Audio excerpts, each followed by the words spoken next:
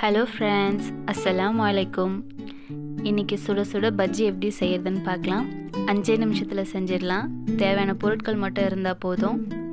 வாங்க எப்படி செய்கிறதுன்னு பார்க்கலாம். நான் இப்போ வாழைக்காய் உருளைக்கிழங்கு வச்சு பஜ்ஜி செய்ய போகிறேன். எப்படி செய்யுதுன்னு பார்க்கலாம். முதல்ல வாழைக்காயோட 2 கார்னரையும் கட் பண்ணிக்கலாம்.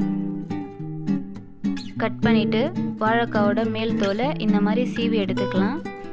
மேலோட்டமாக சீவிக்கணும், தோல் ஃபுல்லாக எடுத்துடக்கூடாது.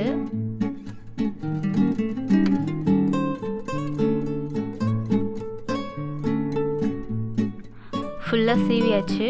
இப்போ இதை நம்ம மெலிசாக கட் பண்ணி எடுத்துக்கலாம். உருளைக்கிழங்கையும் தோல் சீவி வச்சுருக்கேன், இதையும் நம்ம கட் பண்ணிக்கலாம். கட் பண்ணியாச்சு. நான் கத்தியில் கட் பண்ணியிருக்கேன். உங்ககிட்ட வாழைக்காய் சீவுறது இருந்தால் அதில் பண்ணிக்கோங்க. இந்த அளவுக்கு மெலிசாக இருந்தால் போதும். உருளைக்கிழங்கையும் நான் வட்டமாக இந்த மாதிரி கட் பண்ணி வச்சுருக்கேன். இப்போ நம்ம மாவு எப்படி மிக்ஸ் பண்ணுறதுன்னு பார்க்கலாம். ஒரு பாத்திரத்தில் 2 கப் கடலை மாவு போட்டுக்கலாம்.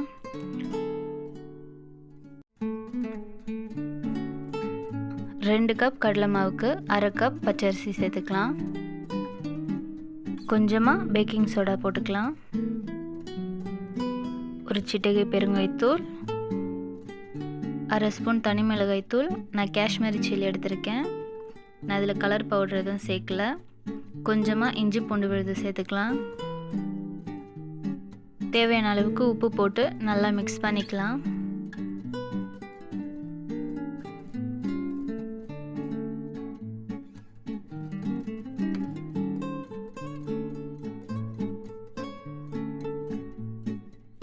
இப்போ கொஞ்சம் கொஞ்சமாக தண்ணி சேர்த்து நல்லா மிக்ஸ் பண்ணிக்கலாம். மிக்ஸ் பண்ணியாச்சு. பதம் இந்த அளவுக்கு இருக்கணும். ரொம்ப தண்ணி ஆயிடுச்சுன்னா பஜ்ஜி நல்லா இருக்காது. இப்போ பஜ்ஜியை பொரிச்சு எடுத்துக்கலாம். கடாய் சூடானதும் பொரிக்கிறதுக்கு தேவையான அளவுக்கு எண்ணெய் ஊற்றிக்கலாம்.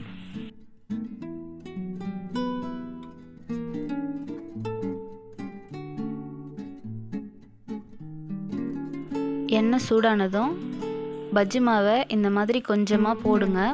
போட்ட உடனே மேலே இந்த மாதிரி எழும்பி வரணும். அதுதான் கரெக்டான பக்குவம். இப்போ இதை நம்ம எடுத்துடலாம். எண்ணெய் காயாமல் நீங்கள் பஜ்ஜி போட்டிங்கன்னா ரொம்ப எண்ணெய் குடிக்கும். இந்த மாதிரி நல்லா எண்ணெய் சூடான பிறகு தான் நம்ம போடணும். இப்போ நம்ம பஜ்ஜி போட்டுக்கலாம். இப்போ வாழைக்காவை மாவில் நல்லா முழுசாக டிப் பண்ணி எடுத்துக்கலாம். எடுத்து இப்போ எண்ணெயில் போட்டு பொரிச்சு எடுத்துக்கலாம்.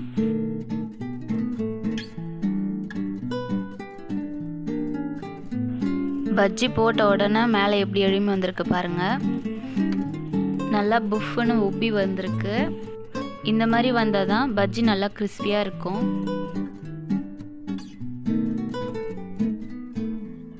அப்பப்போ திருப்பி விட்டுட்டே இருக்கணும்.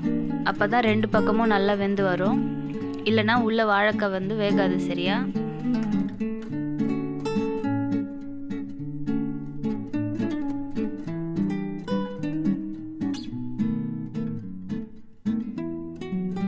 பஜ்ஜி நல்லா வெந்துடுச்சு. இப்போ நம்ம எடுத்துடலாம். இதே மாதிரி எல்லா வாழைக்காவையும் பொரிச்சு எடுத்துக்கலாம்.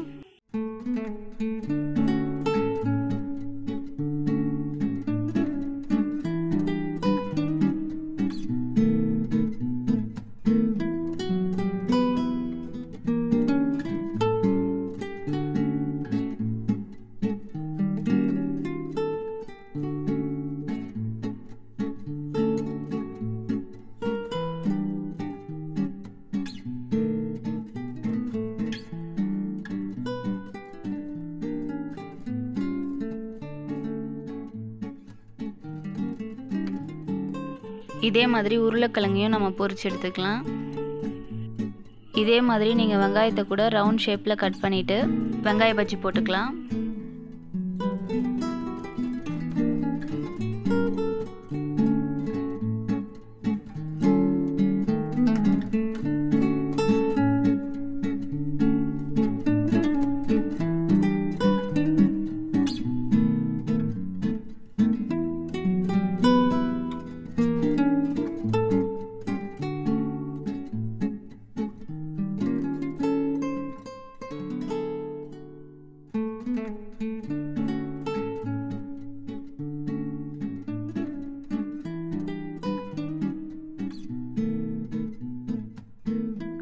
இதே மாதிரி எல்லா பஜ்ஜியும் சுட்டு எடுத்துக்கலாம்.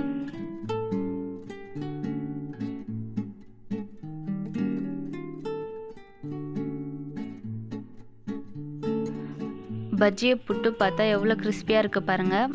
வாழைக்காவும் நல்லா வெந்திருக்கு. பஜ்ஜியை புட்டா இந்த மாதிரி உள்ள கேப் தெரியணும். மாவாக இருந்ததுன்னா அது வந்து கிறிஸ்பியாகவே வராது பஜ்ஜி. உருளைக்கிழங்கு பஜ்ஜி கூட நல்லா கிறிஸ்பியாக இருக்குது. உள்ளே நல்லா வெந்திருக்கு.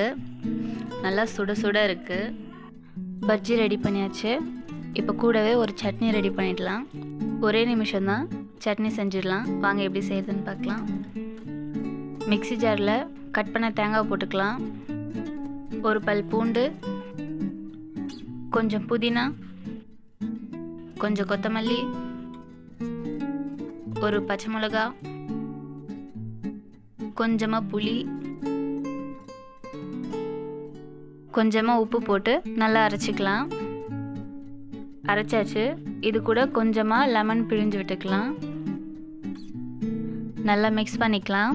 பஜ்ஜிக்கு இந்த சட்னி ரொம்ப டேஸ்ட்டாக இருக்கும். ட்ரை பண்ணி பாருங்கள். வேலை பெருசாக இருக்காது, சீக்கிரமாக செஞ்சிடலாம். மழை டைமில் சுட சுட பஜ்ஜி சாப்பிட யாருக்கு தான் பிடிக்காது. அவ்வளோதான், பஜ்ஜி அண்ட் சட்னி ரெடி ஆயிடுச்சு. எல்லோரும் வீட்டில் ட்ரை பண்ணி பாருங்கள். வீடியோ பிடிச்சிருந்ததுன்னா லைக் பண்ணுங்கள், ஷேர் பண்ணுங்கள், கமெண்ட் பண்ணுங்கள். மறக்காமல் சப்ஸ்கிரைப் பண்ணி பெல் பட்டனை கிளிக் பண்ணிக்கோங்க. அப்போ தான் நம்ம போடுற அடுத்தடுத்த வீடியோ உங்களுக்கு நோட்டிஃபிகேஷனாக வந்து சேரும். தேங்க்யூ.